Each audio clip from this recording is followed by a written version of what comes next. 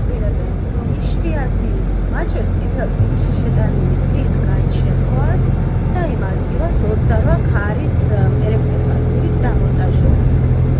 ახლა წარმოიდგინეთ, ეს რა კლიმატურ კატასტროფას გამოიწვევს. ჯერ დავიწყოთ იქიდან, რომ ტყე ნიადაგში აჩერებს წყალს. ანუ მე გეუბნებით, მე ეკოლოგი არ ვარ, უბრალოდ რავი, სკოლაში და ტრენინგებზე ნასწავლი გარემოს დაცვითი ინფორმაციით რა და ბუნებაზე რაც ვიცი. ესე იგი, ნიადაგი გამოიფიტება, ხო თვითონ მე ამბობენ, რომ ჰუმუსი რაც არის, ანუ ესეთი ნოყიერი ანუ მიწა, იქიდან ისედაც უნდა აიღო და წაიღო. წარმოიდგინეთ, ამას ხო გაყიდიან, იმ ხე-ტყეს სავარაუდოდ ასევე გაყიდიან.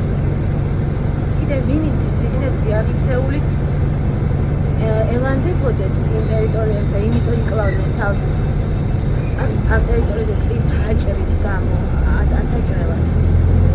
აღარ ვამბობ იმას, რომ ხალხს მოსავლის მიღება გაუჭირდება საძოვრები, ანუ გაუდაბურდება ის ადგილი და ჩვენ ქვეყანაში კიდევ წყლის რესურსი გვაქვს სასმელი, მტკნარი წყლის ძალიან დიდი და ამ დროს მსოფლიოში წყლის კრიზისი ნელ-ნელა დგება.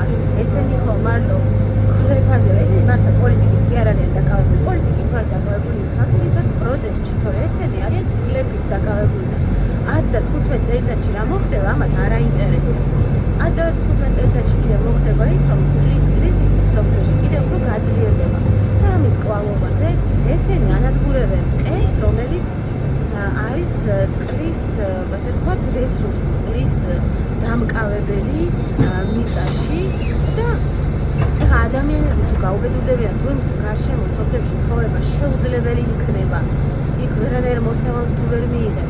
ასეთი ეკონომიკა და ასეთი შემოსავალი სახელმწიფოს რა თუნდა, თუ მთელ სოფლებს მოუწევთ, რომ აიყარნენ, კაპიკებში გაგიდონ ის თავიანთი მიწები და საკარი, იმიტომ რომ ის ფას დაკარგავს, იქ ვერაფერს თუ ვერ მოიყვან და გაიხიზნონ, გადაიხვეწნენ ამ საზღვარგარეთ ან დიდ ქალაქებში კაპიკებზე რო იმუშაონ, აი მითხარით, ბიზნეს ხელს უწყობთ და ბიზნესი გჭირდება და ინვესტორია, რო ყავთ ინვესტორი გაკერპებული.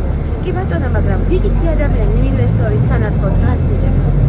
მინიმალური ხელფასი დაუწეს ეს ადამიანს, მინიმალური სატარიფო განაკვეთი თუ უმუშევრობის რა ქვია კომპენსაცია და აზღვევა შემოიტანეს თუ ბავშვებზე უნივერსალური თქვა 18 წლამდე რაღაც გასაცემელი შემოიღეს, რომ ოჯახებმა შვილების რჩენა შეძლო თუ რა გააკეთეს იმის საფასურად, როგორ გაუნაწილეს ხალხს ის სიკეთეები, რომლებიც ყოველდღე რაღაცას ხაპრებს გვიყვებიან ორნიშნა ეკონომიკურ ზრდაზე, ეს ზრდა რიგით ადამიანებზე როგორ აისახება და გარემოზე აღარ მაქვს ლაპარაკი, რომ კიდევ ერთხელ გავიმეორებ, რომ ხე-ტყეს, რომელიც წესით ყველას გვასწავლიდა, რომ შვილებს უნდა შევუნახოთ, ამ ხე-ტყეს ვცვლით ქარის წისქვილებზე.